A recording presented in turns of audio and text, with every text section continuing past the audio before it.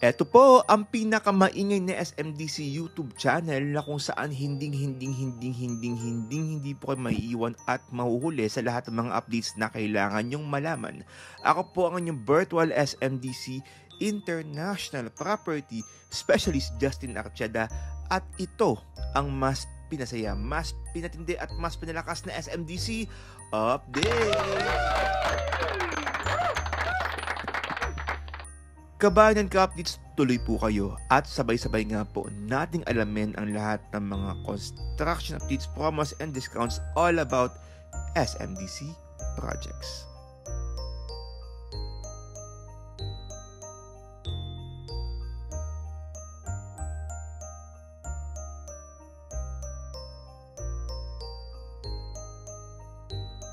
Hello mga kabayan ka-updates. So andito nga po tayo ngayon sa kauna-unahang pagkakataon po. Nandito nga po tayo ngayon sa Now Residences para maipakita ko nga po sa inyo ang bagong-bago and fresh na construction updates as of June 14, 2024. So yan po kabayan ka-updates, yan pa lang po ang ating makikita. Ayan, as of June 14, 2024. Ang land area po niya kabayan ka-updates ay 33,313 square meters. 10 ang mid-rise buildings natin dyan. At bawat building ay may 4 floors per building. 174 units po ang meron bawat isang building, and ang total number of units is 1,741 units. Ayan. Ang ating mga available units dito ay studio units and 1 bedroom unit. Ang ating target turnover ay June 2027.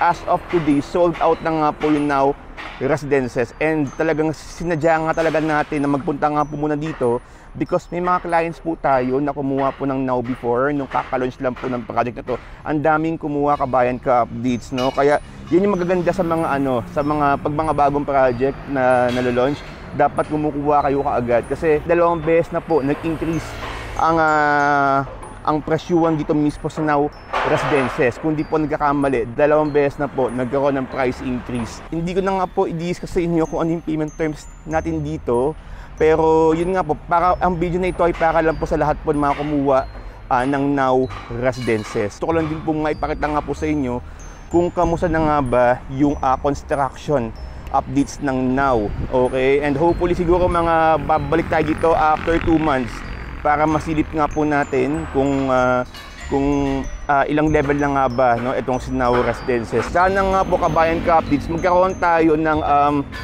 magandang side na pwedeng pagkuhaan ng ibang building. Ito nga po kabayan ka-updates, based po sa ating site development plan, ito po yung building A nakaharap. So sa likod, hindi ko po alam kung paano ko makukuhanan. Kung nasa building B, C, D po kayo, hindi ko po alam paano. But hopefully sa mga susunod natin mga updates, magkaroon tayo mismo ng bagong view or bagong lugar na pwedeng pagkuha ng video. Kasi ngayon po kabayan ka-updates talaga, hanggang dito lang tayo pwede. Okay? And that's all for today's video. Maraming salamat po sa inyong panonood at pakikinig mula simula hanggang dulo. Don't forget to like this video and subscribe to my channel for more SMDC videos and updates. And syempre, tuloy-tuloy pa rin po ang ating weekly podcast every Sunday 11 PM. Diyan po mismo sa Spotify, Apple Podcast, YouTube Music, YouTube channel, and Facebook page. Muli po, ako po ang inyong virtual SMDC International Property Specialist Justin Archeda na patuloy pong nagpapaalala po sa inyo kabayan ka-updates, sabay-sabay po tayong lumipad, umangat at mangarap.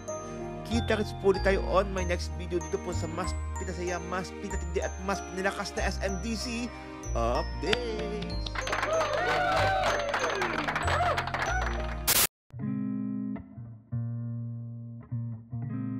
Okay, so sa likod po kasi kami dumaan, Kabayan Ka Updates. So papasok tayo doon mismo ngayon sa harapan, yung tinuturo ni Kuya. Kasi meron daw doong model house. Ito po yung cheerful one. Okay.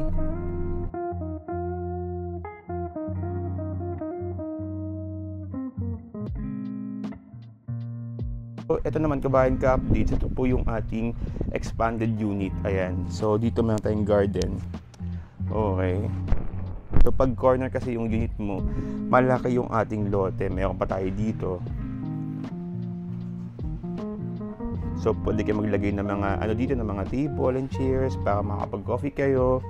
Okay. So, pasok na nga po tayo dito. So, ito po, pag pina-expand po ng client natin yung ating unit. Okay? O yung ating house mismo. So, corner expanded po ito, upgrade unit.